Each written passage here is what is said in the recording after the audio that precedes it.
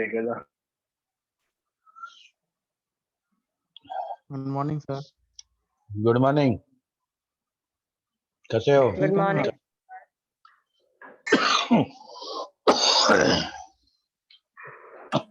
Good morning sir. Good morning.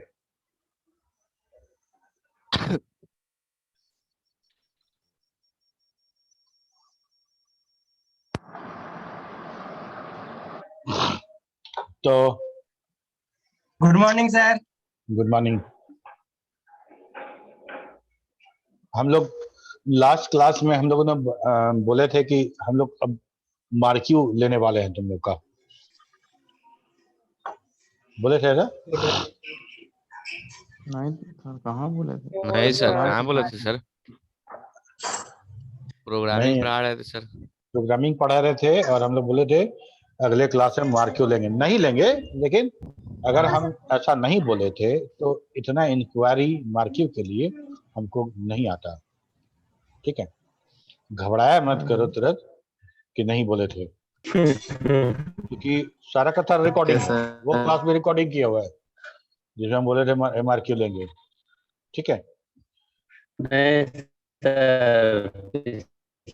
Okay. तो आज हम लोग देखेंगे बना नहीं जब को लोग को सुनो, आज हम लोग देखेंगे प्रोग्रामिंग स्टार्ट करते हैं उससे। ठीक है, और परसों जो क्लास होगा, ठीक है ना, यस सर। उसमें हम लोग मार्क्यू लेंगे। ठीक है, पहले से नहीं कि आज से हम क्लास शुरू करने वाले हैं, ये हम बताए नहीं थे, इसलिए हम आज मार्क्यू नहीं ले रहे हैं ठीक है तुम्हारा। सर, कहाँ तक लीजिएगा? जहाँ तक पढ़ाई हुआ है, जो सर नहीं पढ़ाए हैं वो नहीं पूछेंगे, तब ये सब बात है।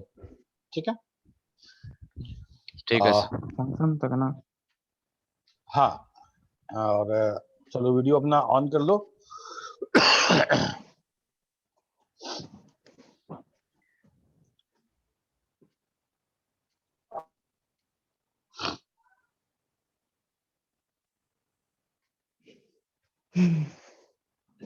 ओके, प्रोग्रामिंग क्या होता है, कौन बताएगा? प्रोग्रामिंग सर एक तरह का स्टेप है जिसमें कि हम एल्गोरिथम को लिखते हैं, इंस्ट्रक्शंस है, उसमें एल्गोरिथम लिखते हैं और उसे एग्जीक्यूट कराते हैं। हाँ विष्णु, तुम कुछ बोले, फिर से बोलो।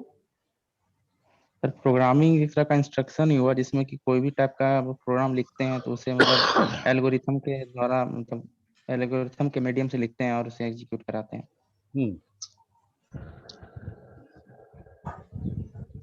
ओके, कोई और? प्रोग्रामिंग लाइंस ऑफ कोड है। Set of instruction. Set of instruction. Good morning sir. Good morning. देखो बात सही है, ठीक है। पिछले क्लास में हम लोगों ने बात किया था,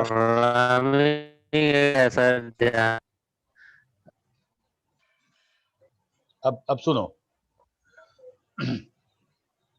किसी को किसी काम के लिए इंस्ट्रक्शन देना, ठीक है, किसी को किसी काम के लिए इंस्ट्रक्शन देना, नॉट ओनली द कंप्यूटर और मशीन, हम लोग आपस में एक दूसरे को इंस्ट्रक्शन देते रहते हैं हमेशा, ये करो, ये मत करो। यस सर, किसी टास्क को एग्जीक्यूट करने के लिए। तो ये इंस्ट्रक्शन है। अगर हम मान लो कोई इंस्ट्रक्शन तुमको दे रहे हैं और तुम इंस्ट्रक्शन को फॉलो कर रहे हो, या तुम कुछ इंस्ट्रक्शन हमको दे रहे हो ना कि सर ऐसा करिए ऐसा करिए, और हम वो कर रहे हैं, यही काम अगर हम मशीन से करवाएं तो हम लोग बोलते हैं कि हम लोग प्रोग्रामिंग कर रहे हैं। बोलो मत बीच में, म्यूट करके रखो, विष्णु म्यूट करो, ठीक है।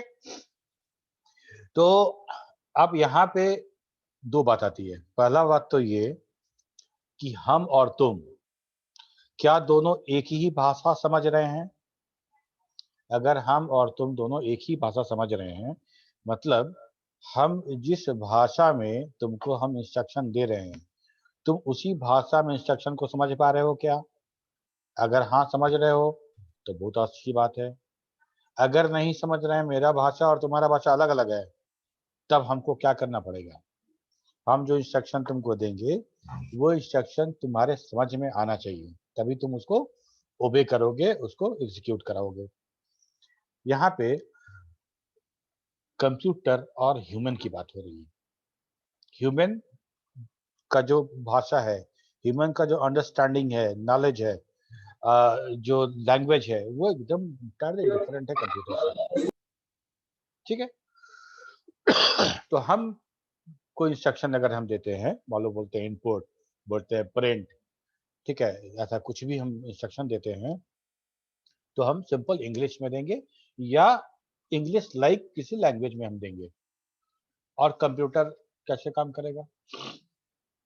कंप्यूटर का जो एग्जीक्यूशन होता है, जो मशीन कोड होता है, वो 0-1 के फॉर्म में होता है। वो इनपुट, प्रिंट और ये सारा का सारा समझ नहीं सकता है।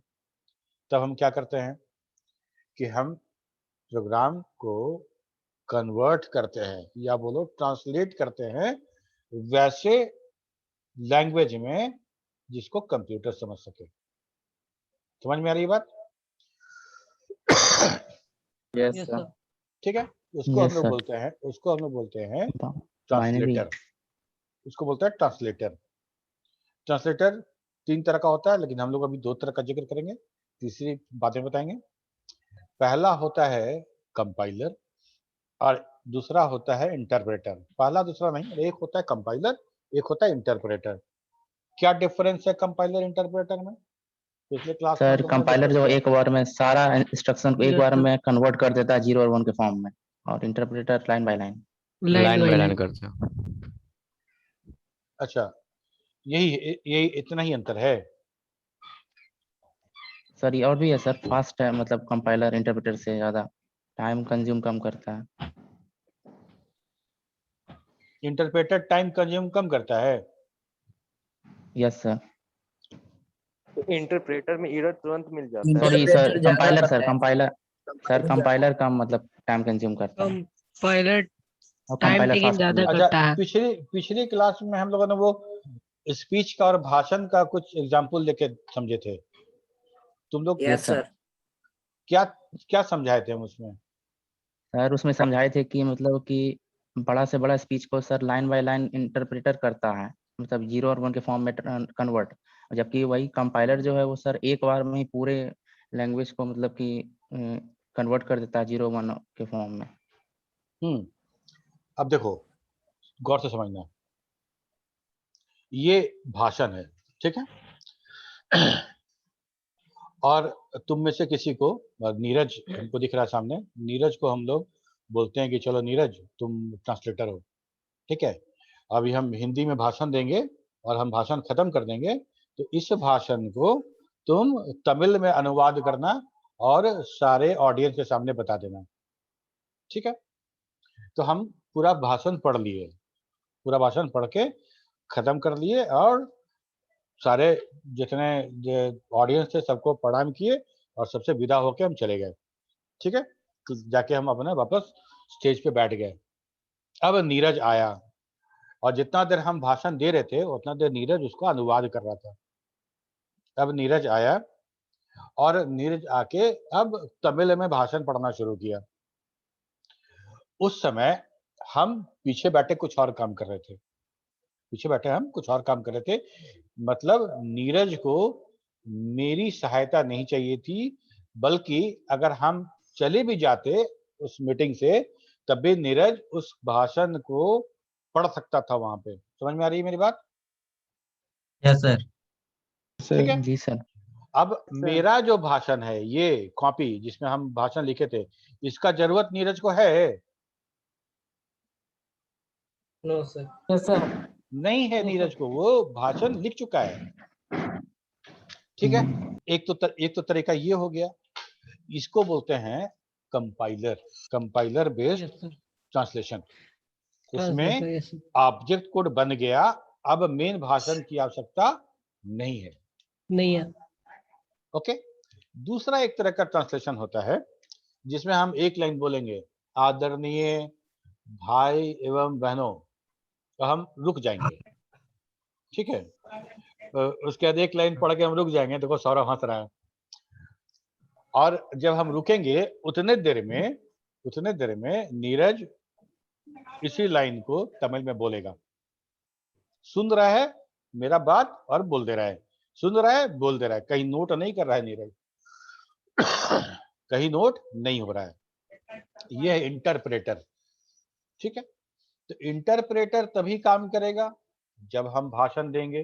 अगर हम चुप हो जाएंगे तो इंटरप्रेटर भी काम नहीं करेगा। यस और no? Yes sir. No sir. है ना? Yes, तो Yes, sir. अब हाँ, कोई कुछ पूछ रहा क्या?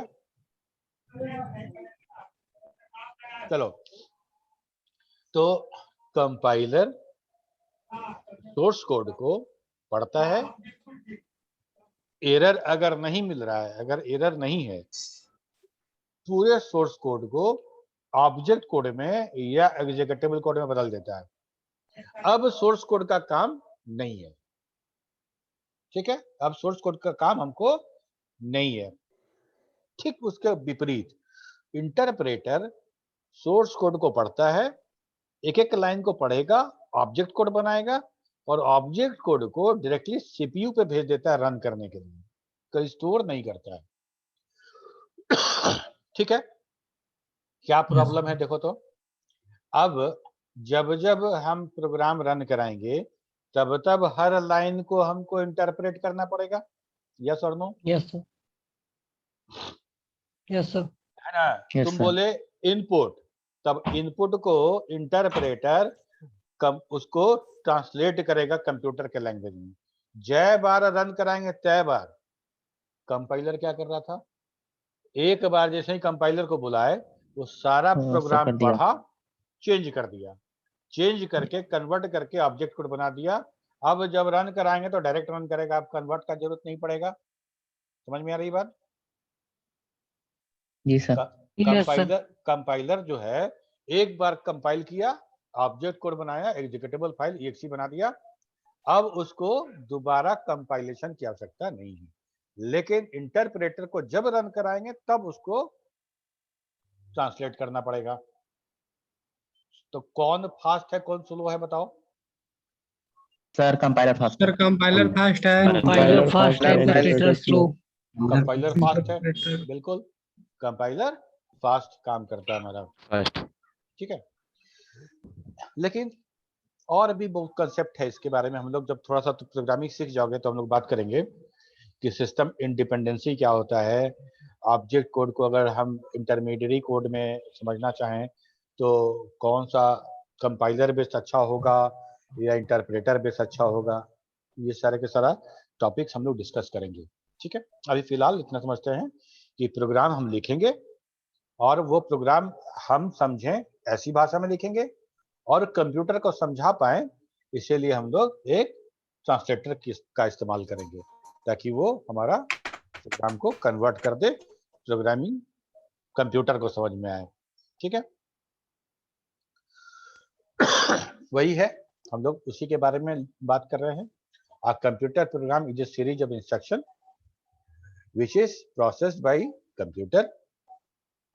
This program translates into a computer understanding language. This translation is known as a compile or interpret. To translate programmer written code, मतलब जो हम लिखेंगे set of instruction, a computer program is needed called compiler or interpreter. Interpreter. Foxtrot is interpreter-based programming language which enforces to have Foxtrot installed into machine on the executed. देखो यहाँ पे एक चीज और समझते हैं हम लोग, जब प्रोग्राम करेंगे तो फिर समझेंगे इसको। अगर हम कोई प्रोग्राम लिखते हैं और वो इंटरप्रेटर बेस है तो हमको उस प्रोग्राम को तुमको दे देना पड़ेगा, तब तो तुम रन कराओगे। जी सर। प्रोग्राम देना पड़ेगा ना हमको। अगर मान लो कंपाइलर बेस रहता तो हम तुमको सिर्फ EXE देखते, तुमको हम सिर्फ EXE दे देते और हम तुम रन करा लेते। जैसे MS वर्ड हम तुम देखते हो, यूज करते हो, उसका EXE का नाम है winword.exe। winword रन में आके लिखोगे विन वर्ड तो रन कर जाएगा तुम्हारा एमएस वर्ड।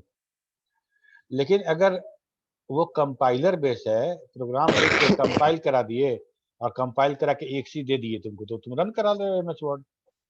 अगर ये इंटरप्रेटर बेस्ड टाइप का कुछ रहता तो हमको पूरा प्रोग्राम देना पड़ता, तब ना तुम इंटरप्रेट करके एक एक लाइन को रन कराते। तब तो हम फिर उस प्रोग्राम को खोल के हम देख सकते थे ना कि तुम क्या लिखे हो।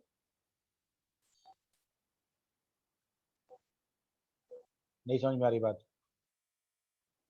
Yes sir. आ रहा है सर। ये बात समझ में आ रही है? ठीक है।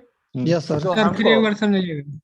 तो हमको करना क्या था, इंटरप्रेटर बेस अगर हम बना रहे हैं, इंटरप्रेटर बेस बना रहे हैं, तो हम एकदम अपना पढ़ा हुआ इंटेलेक्चुअल प्रॉपर्टी जो दिमाग है मेरा, हम वो किसी को नहीं दिखा सकते हैं, क्योंकि हम उसी से कमाई कर रहे हैं, उसी से हम बिजनेस कर रहे हैं। तो हम वो प्रोग्रामिंग कैसे लिखे हैं ये तुमको हम नहीं बताना चाहेंगे। क्या सा बात है? कोई फार्मूला थोड़ी बताता है कि हम कोई भी चीज हम बना रहे हैं उसका फार्मूला क्या है। तो फॉक्सो क्या किया कि हम जब प्रोग्राम लिखते थे तो प्रोग्राम लिखने के बाद जैसे ही रन कराते थे तो वो प्रोग्राम पहली बार कंपाइल होता था, लेकिन कंपाइल होकर ऑब्जेक्ट कोड नहीं बनता था। ऑब्जेक्ट कोड नहीं बनता था, एक ऐसा कोड बन जाता था जो कि तुम अगर पढ़ना चाहो तो तुमको समझ में नहीं आया कि प्रोग्रामर क्या लिखा है। ठीक है, अब वो तो बन गया, अब वो हम तुमको दे सकते हैं, कोई हमको डर की बात नहीं है, क्योंकि तुम खोलोगे तो तुमको प्रोग्राम नहीं दिखेगा, उसमें कन्वर्टेड दिखेगा कुछ, लेकिन इतना कन्वर्टेड भी नहीं है कि कंप्यूटर खुद से रन करा ले उसको। अब उसको रन कराने के लिए इंटरप्रेटर चाहिए हमको, और वो इंटरप्रेटर कब मिलेगा? जब तुम्हारे मशीन पे फॉक्सरो इंस्टॉल होगा। ठीक, इसको हम लोग जब हम करेंगे तो एक बार फिर से तुमको समझाएंगे। वैसे फॉक्सरो का जो लाइसेंस वर्जन था उसके साथ एक डिस्ट्रीब्यूशन किट आता था जो फॉक्सरो प्रोग्राम को एग्जीक्यूटेबल फाइल बना देता था, EXE बनाता था, और तब हम EXE को किसी को रीडिस्ट्रीब्यूट कर सकते थे बगैर फॉक्सरो के। तब आपके पास फॉक्सरो होना अनिवार्य नहीं था, वो बगैर फॉक्सरो के रन करता था। ठीक है, फॉक्सरो support a complete database handling by the program. It supports almost every feature of high-level language features. Foxoro is not used for general purpose program. It is used for database handling program. General purpose मतलब हम game बना रहे हैं, हम किसी कोई scientific application कर रहे हैं, हाँ साइंटिफिक एप्लीकेशन बना रहे हैं, ऐसा काम के लिए फॉक्सरो का इस्तेमाल नहीं होता था। इसलिए कि फॉक्सरो हमारा डेटाबेस मैनेजमेंट सिस्टम था और हमको डेटाबेस हैंडलिंग वाला प्रोग्राम ही हम इसमें बनाते थे। ठीक है, वैसे अगर हम बनाना चाहते तो बना सकते थे, सारा फैसिलिटी था हमारे पास, लेकिन उसके लिए और भी लैंग्वेज थे हमारे पास जिसको हम यूज करते थे वहां पे इंस्टेड ऑफ यूजिंग फॉक्सरो। ठीक है, फॉक्सरो का जो प्रोग्राम हम लिखेंगे, जो फाइल में सेव करेंगे, उस फाइल का एक्सटेंशन होगा PRG। उस फाइल का एक्सटेंशन होगा PRG। ठीक है, और कंपाइल करने के बाद जो फाइल बनेगा उसका नाम रहेगा FXP।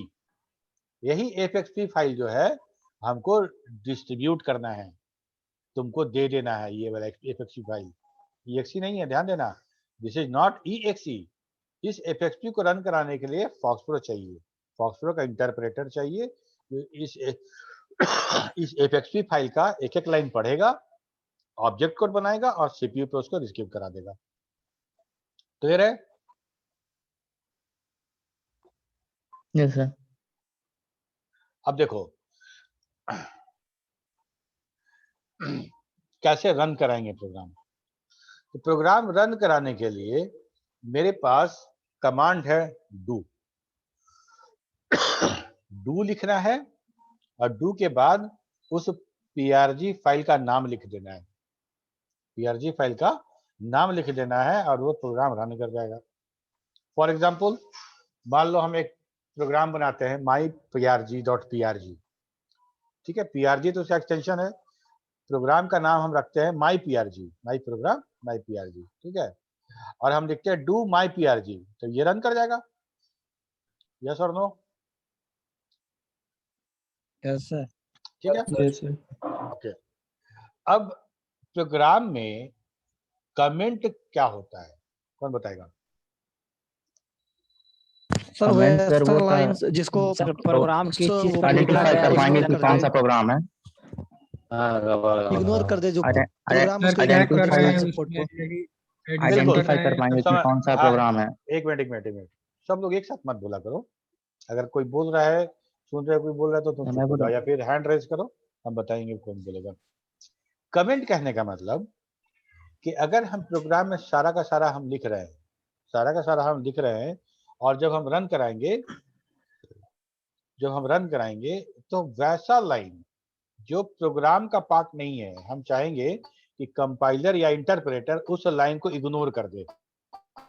समझो बात को? ठीक है। मान लो हम लिखना चाहें कि this program is created by Pushkar Raj, तो ये तो हमारा प्रोग्राम का स्टेटमेंट नहीं हो सकता है। मान लो हम ऑथर का नाम लिखना चाहें, डेट का लिखना चाहें, या प्रोग्राम जो है किस काम के लिए, इस प्रोग्राम में ऑड इवन नंबर को फाइंड आउट किया जा रहा है या आर्म स्ट्रॉन्ग नंबर के लिए प्रोग्राम लिखा गया है। अगर हम शीर्षक लिखना चाहें, टाइटल लिखना चाहें, वो हमारा प्रोग्रामिंग के हिसाब से तो होगा नहीं, वो तो मेरा अपने लिए होगा। तो हम चाहेंगे कि जब हम रन कराएं तो वो कंपाइलर उस लाइन को इग्नोर कर दे। नहीं इग्नोर करेगा तो एरर दे देगा, क्योंकि वो प्रोग्रामिंग कंस्ट्रक्ट तो होगा नहीं। ठीक है, उसी को बोलते हैं कमेंट। और कमेंट कैसे लिखते हैं हम लोग? फॉक्सट्रो में कमेंट के लिए अगर कोई लाइन के आगे NOTE नोट लिख दोगे या स्टार साइन लगा दोगे तो फॉक्सट्रो का जो इंटरप्रेटर है उस लाइन को नहीं रन कराएगा, छोड़ देगा, आगे बढ़ जाएगा। ठीक है, क्लियर है सबको? Yes sir. Yes sir. ठीक है, तो ये एक नंबर का क्वेश्चन में आएगा कि कमेंटिंग कैसे होता है फॉक्सट्रो में। तो तुमको बताना होगा कि या तो नोट लगाएंगे या तो स्टार साइन एस्टेरिस्क साइन लगाएंगे। ठीक है, अब प्रोग्राम बनाएंगे कैसे? उसके लिए हमारे पास कमांड है मॉडिफाई कमांड। और उसके बाद वो फाइल नेम जिसमें हमको लिखना है प्रोग्राम। ठीक है, तो हम क्या करेंगे? देखो, modify command myprg enter press करोगे तो एक नोट पैड टाइप का खुल जाएगा तुम्हारे पास। नोट पैड का खुल जाएगा जिसमें हर लाइन में एक इंस्ट्रक्शन लिखना है तुमको। हर लाइन में एक इंस्ट्रक्शन लिखना है और उसको Ctrl+W से सेव कर देना है। तो जैसे ही Ctrl+W से सेव करोगे तो myprg, यहाँ जो हम लोग myprg बनाए थे, myprg एक्सटेंशन prg, तो myprg.prg फाइल बन जाएगा। ठीक है, क्या किए? Modify command myprg enter press किए, एक विंडो खुला। विंडो में हम लोग एक लाइन में एक इंस्ट्रक्शन, दूसरे लाइन में दूसरा इंस्ट्रक्शन, तीसरे लाइन में तीसरा इंस्ट्रक्शन, ऐसा इंस्ट्रक्शन लिखते चले गए। जितना इंस्ट्रक्शन लिखना था लिख लिए। इसके बाद Ctrl+W, जैसे ही Ctrl+W दबाए तो वो फाइल सेव हो गया। किस नाम से? हम लोगों जो मॉडिफाई कमांड के साथ जो नाम दिए थे उस नाम से वो सेव हो गया। ठीक है, सौरभ और विष्णु, तुम लोग दोनों का रहेगा ये कि अटेंडेंस तुम लोग लेके हमको भेज देना। ठीक है, अगर सौरभ भेजेगा, सौरभ कभी नहीं रहा तो विष्णु भेज देगा। Okay sir. ओके सर, बता देना मुझे कि तुम भेजे हो कि नहीं। ओके, यहाँ तो समझ में आ गई बात को। मॉडिफाई कमांड फाइल नेम देंगे हम और उस फाइल नेम से हमारा फाइल बन जाएगा। ठीक है, अब हम इंस्ट्रक्शन क्या लिखेंगे? देखो, फॉक्सट्रो में हम लोग कितना कमांड पढ़े हैं? सारा का सारा डेटाबेस से रिलेटेड है। लिस्ट है, ब्राउज है, मॉडिफाई कमांड है, कॉपी स्ट्रक्चर है, बहुत सारा कमांड है। तो जितना कमांड तुम पढ़े हो, जितना फंक्शन हम लोग पढ़े हैं, उस सारे कमांड्स और फंक्शन को हम लोग इंस्ट्रक्शन के रूप में यूज कर सकते हैं। समझो फिर से, जितना कमांड हम लोग फॉक्सट्रो में पढ़े हैं, फॉक्सट्रो में कमांड पढ़े हैं, इंस्ट्रक्शन पढ़े हैं, फंक्शन पढ़े हैं, सारा का सारा चीज हम एज ए इंस्ट्रक्शन हम यूज कर सकते हैं। ठीक है, तो हमारा जो ये मॉडिफाई कमांड है, जो प्रोग्रामिंग जिसको हम बोल रहे हैं, फाइनली ये हमारा कमांड फाइल है। ठीक है, हमारा कमांड फाइल है। जैसे देखो, नोट माई फर्स्ट प्रोग्राम, ये हम नोट लगा दिए, मतलब ये टाइटल हो गया। उसके बाद हम लिखते हैं क्लोज डेटाबेसेस, ये कमांड है कि नहीं है? क्लोज डेटाबेसेस कमांड है कि नहीं है? यस सर, कमांड है। कमांड है सर। बहुत बढ़िया। सेकेंड लाइन में लिखे हैं यूज स्टूडेंट, ये कमांड है कि नहीं है? Yes sir. Yes sir. Yes sir है, कमांड है। उसके बाद लिखते हैं लिस्ट, कमांड है, कमांड लिस्ट हो गया। कमांड है सर। वेट, कमांड है, मतलब प्रेस एनी की फॉर बोलते हैं ना, प्रेस एनी की टू कंटिन्यू।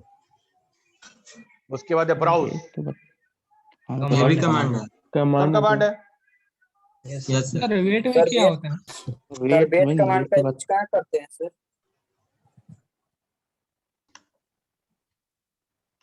सर आवाज रुक नहीं पता है।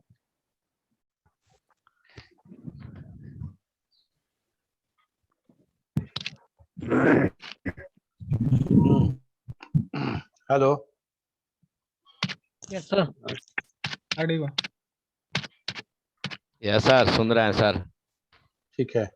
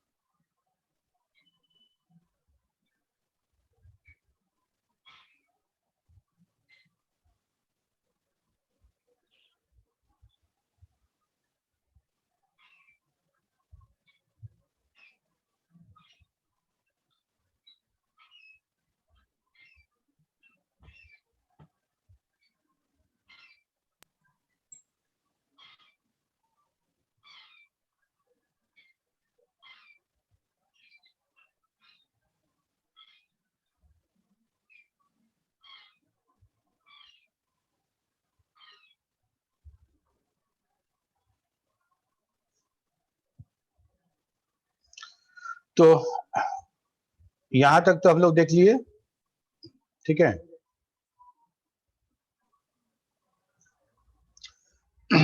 तो इसीलिए हम इसको फॉक्सट्रो के प्रोग्राम फाइल को हम लोग कमांड फाइल भी कहते हैं, क्योंकि इसमें सारा का सारा कमांड हम इस्तेमाल करते हैं। ठीक है, अब जैसे मान लो एक ये भी प्रोग्राम है, क्लोज डेटाबेसेस यूज ईएमपी खुल गया। फिर हम लिखते हैं स्टोर 10,000 टू BS। ठीक है, मेमोरी वेरिएबल याद है, तो BS नाम का एक मेमोरी वेरिएबल बना, जिसमें हम लोगों ने 10,000 स्टोर कर दिया। और list for basic greater equal to BS, तो इसमें क्या हुआ कि ईएमपी डेटाबेस का वो सारा रिकॉर्ड हम दिखा पाए जिसका कि बेसिक हमारा 10,000 से ज्यादा या बराबर था। यस और नो? क्लियर है? Yes sir. ठीक है, यस अब सर। हाँ, क्या पूछे?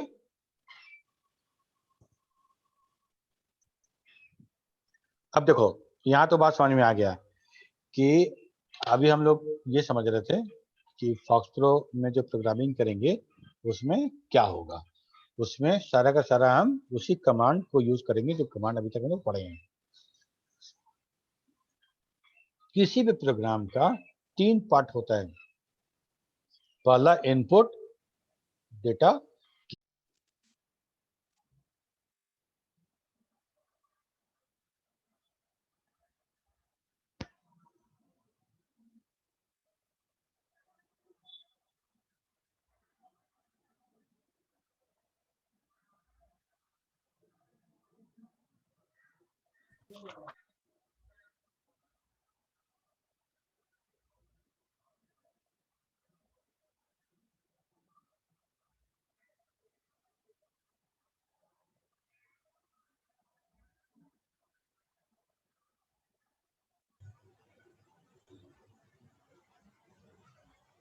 इसके में सर हम्म, वेट कमांड जो था सर उसको थोड़ा सा क्लीन कर दीजिए ना, वो हाँ भी तो हम क्लियर नहीं लोग हुआ। सब करके देखेंगे, हम लोग सब लोग कर देखेंगे। हम लोग जैसे ही फॉक्सट्रॉट खोलेंगे और प्रोग्रामिंग करेंगे, हम करके दिखाएंगे। Okay sir, thank you sir.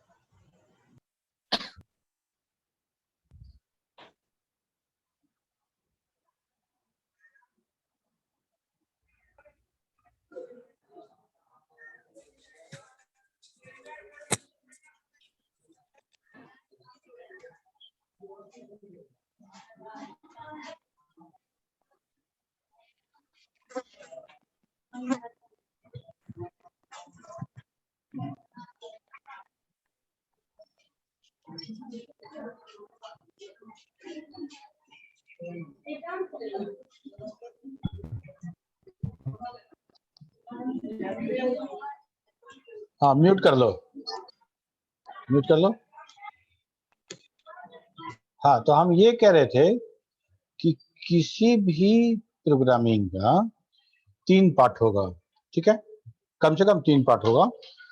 तो 3 पार्ट में पहला पार्ट हो गया इनपुट, ठीक है, इनपुट जो हम कीबोर्ड से डेटा इनपुट करते हैं। दूसरा पार्ट हो गया उस इनपुटेड डेटा को प्रोसेस करना, उस डेटा पे कुछ प्रोसेसिंग परफॉर्म करना।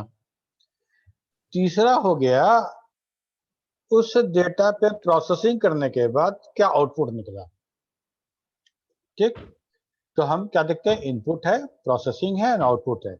3 पार्ट है हमारा किसी प्रोग्रामिंग का, इनपुट, प्रोसेसिंग एंड आउटपुट, ठीक है। तो प्रोसेसिंग पार्ट जो है वो तो हम लोग पढ़ेंगे पूरे के पूरे, अलग अलग प्रोग्राम का अलग अलग प्रोसेसिंग, इनपुट कैसे करेंगे, आउटपुट कैसे करेंगे, ये हम समझ लें, ठीक है। तो डेटा इनपुट कमांड क्या है, हम प्रोग्राम के अंदर यूजर से कैसे डेटा एक्सेप्ट करते हैं, ठीक है। तो उसके लिए हमारे पास एक कमांड है एक्सेप्ट, और दूसरा कमांड है इनपुट, एक्सेप्ट एंड इनपुट। कैसे लिखेंगे, accept command display a message और a prompt and accept character type data into variable provided। जैसे हम लिखते हैं एक्सेप्ट डबल कोट्स में इंटर नेम टू नेम, यहां समझो बात को, एक्सेप्ट कमांड हो गया और उसके बाद डबल कोट्स में जो दिया गया है ये मैसेज है। ये मैसेज किसके लिए है, ये मैसेज यूजर के लिए है, ठीक है। तो अब यहाँ पे इस पूरे लाइन में जब रन करेगा तो हमको स्क्रीन पर सिर्फ वो डबल कोट्स वाला मैसेज नजर आएगा, इंटर नेम, उसके आगे कर्सर ब्लिंक करता रहेगा। जो तुम राइट करोगे, जो तुम इंटर करोगे और इंटर करके इंटर प्रेस करोगे, वो सारा टेक्स्ट इस वेरिएबल में सेव हो जाएगा, समझे। सेकेंड लाइन देखो, बिल्कुल वैसा ही है, accept enters father name to F name, ठीक है।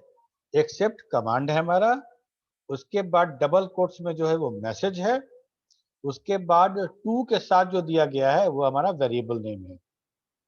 ये समझ में आया कि नहीं समझ में आया, पहले ये बताओ। Yes sir. Yes sir. ठीक है, अगर मान लो हम Yes, लिखते sir. हैं एक्सेप्ट डबल कोट्स में inter your batch, double quotes बंद, टू बैच, ठीक। तो जैसे ही ये लाइन रन करेगा तो स्क्रीन पे दिखेगा inter your batch, double quotes वाला, बस और कुछ नहीं दिखेगा। तुम लिखोगे BCA इंटर, तो वो BCA तुम्हारा बैच नाम के का जो हम वेरिएबल दिए हैं उसमें वो सेव हो जाएगा।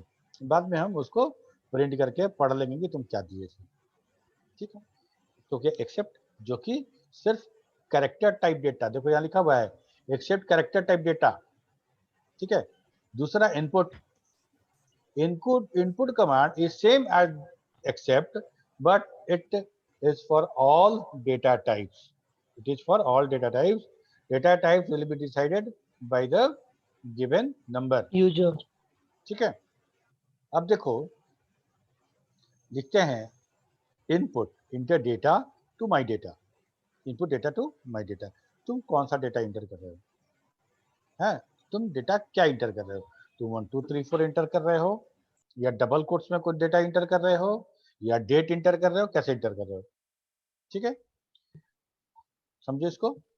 मान लो variable type of my data will be decided by the value supplied.